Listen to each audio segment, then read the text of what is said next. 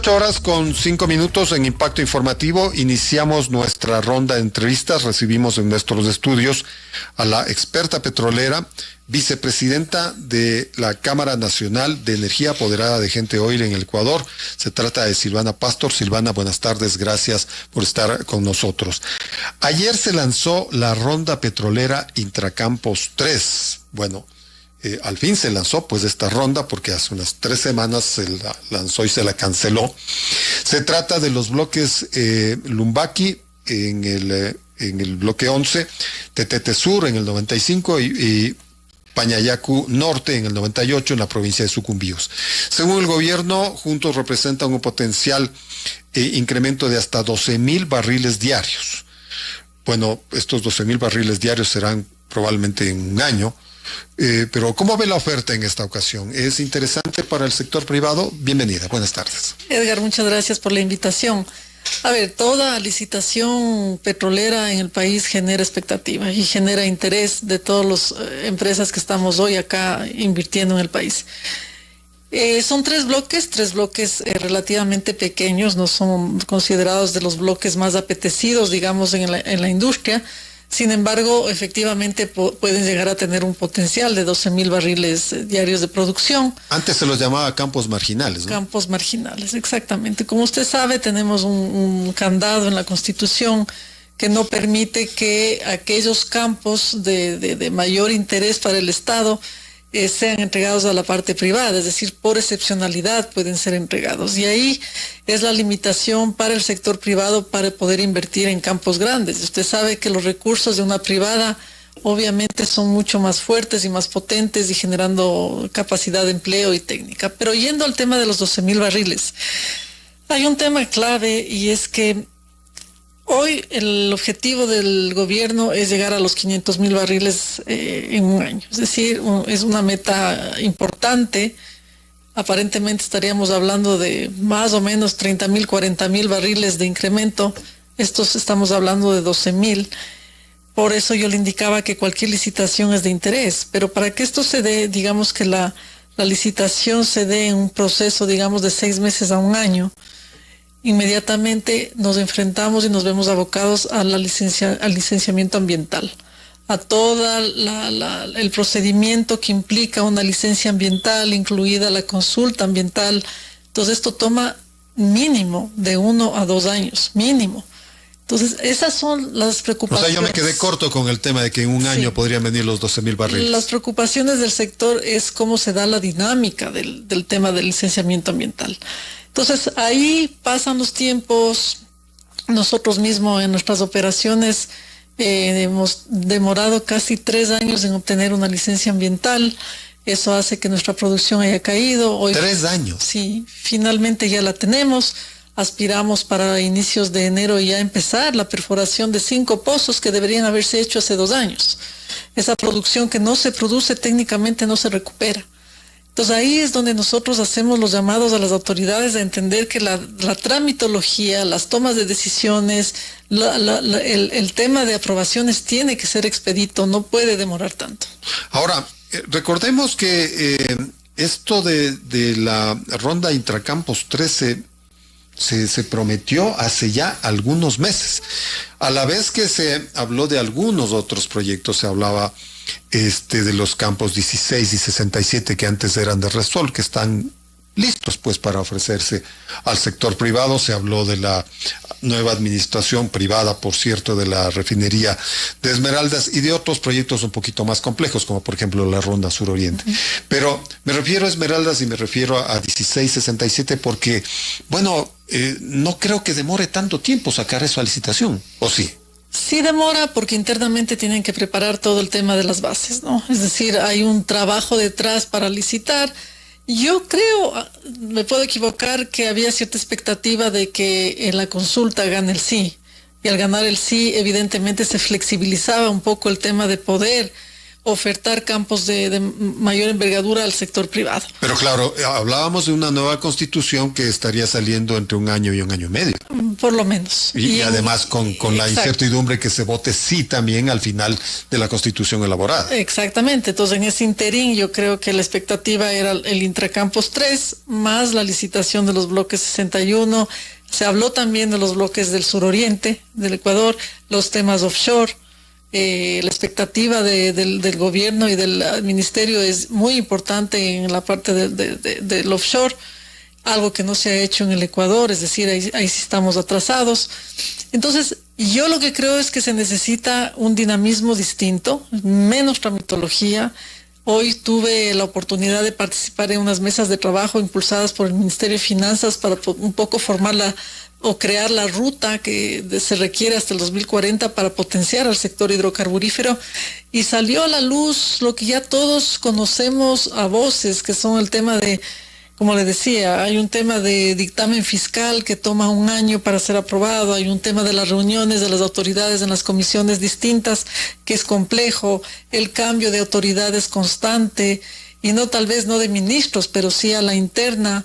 La fusión del Ministerio de Hidrocarburos con el Ministerio del Ambiente ha generado muchas expectativas, pero hasta el momento no se ha visto realmente todavía que se debe una agilidad en los trámites. Entonces, esto nos genera retrasos. Hay un tema también que nos retrasa muchísimo, que es la consulta ambiental. La consulta ambiental es un proceso de casi 8 meses.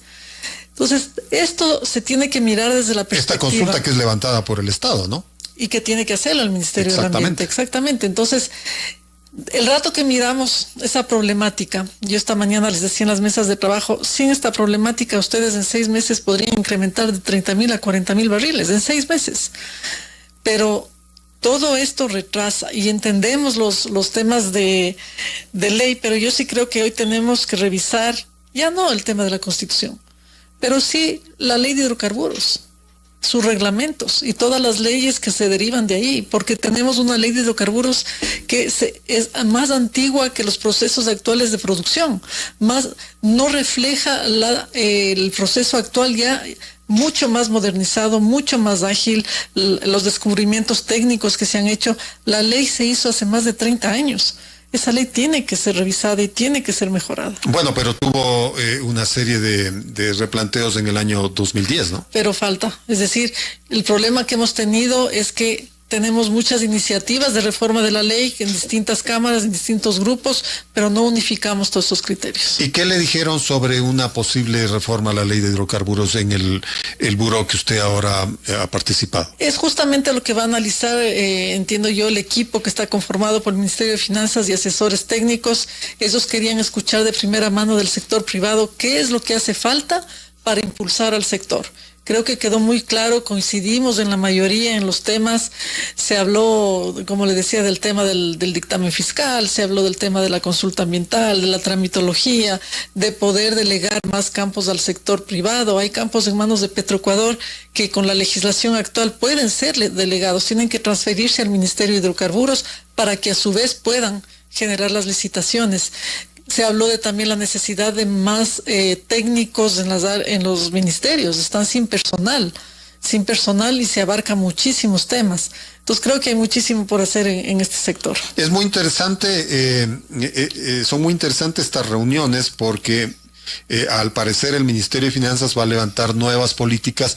Algo así estuvieron haciendo hace 2 semanas en el plano minero, y ahora interesante que se desarrolle esto en el plano petrolero. Ojalá pues se exhiba pues un nuevo plan, ¿no es cierto?, para el Ecuador. Estamos hablando no solamente de la coyuntura, sino ojalá de los próximos 10 años. Son las 18:14. Estamos dialogando en Impacto Informativo con la experta petrolera, la ingeniera Silvana Pastor. Volviendo al tema de la ronda petrolera Intracampos 3, el contrato bajo el cual saldría pues de estos nuevos contratos, obviamente dependiendo de la aceptación que tenga en el sector privado, sería el de participación. Es decir, donde la empresa privada corre con todo el riesgo, con toda la inversión. Pero le pregunto, ¿los beneficios para los inversionistas están muy claros? Sí, es decir, en el modelo que se está presentando está claro, es decir, es un modelo de participación donde usted tiene, como su nombre lo dice, un porcentaje de participación en el contrato. Entonces, el incentivo de lo que se pudo ver ayer es en función a la producción, es decir, mientras más incremento en la producción, más porcentaje en la participación, lo cual desde mi punto de vista es beneficioso. Tendría que, evidentemente, el proceso ser ágil, es decir, la medición de cuando se incrementa la producción. Lo que preocupa un poco es lo que se mencionó de las bandas del precio del petróleo, cómo se manejaría de un mínimo de $30 por barril a un máximo de 90. Eso habría que ver cómo mismo va a quedar plasmado en el contrato. A ver, todos los contratos en el Ecuador, todos, el de servicios, el de participación y el de concesión, hace que la privada asuma todos los riesgos, no es solo el de participación. En el de servicios con tarifa es más aún, porque inclusive todo lo que tiene que ver con relaciones comunitarias, medio ambiente, 100% lo asume la privada. Yo lo que creo que más va por un sentido de interés del inversionista a poder tener propiedad sobre las reservas, que esa es una gran diferencia entre los contratos. El contrato de servicios con tarifa, usted no puede hacer un booking de reservas para obtener financiamiento. En el de participación sí lo puede hacer. Y eso hace que tenga un apetito mucho mayor en el de participación, porque evidentemente el financiamiento de montos tan importantes como el sector petrolero tiene que tener una capacidad de financiamiento. Hoy por hoy, por ejemplo, en los contratos de servicios con tarifa, el financiamiento es cero, porque no se puede tener un activo para poderlo poner de colateral. Entonces, toda la inversión viene 100% de las casas matrices de las empresas. Claro. Por ejemplo, un campo como el nuestro, el Bloque 53, nosotros hemos puesto más de $300 millones. Sí, hemos logrado generar 16 millones de barriles en 13 años, pero 100% el riesgo, 100% el financiamiento, el tema de las comunidades. Entonces, desde el punto de vista que usted le vea, todos los contratos son beneficiosos para el Estado. Pero se ha dicho del contrato de prestación de servicios que la empresa tiene que cumplir una meta y listo.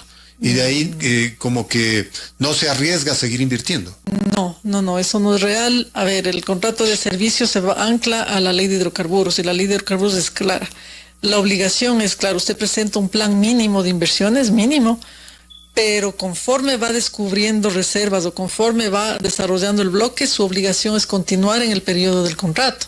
Y para eso se presentan presupuestos anuales al ministerio para que estos sean aprobados y se plantean metas anuales de producción y nos controlan si es que se cumplen o no se cumplen.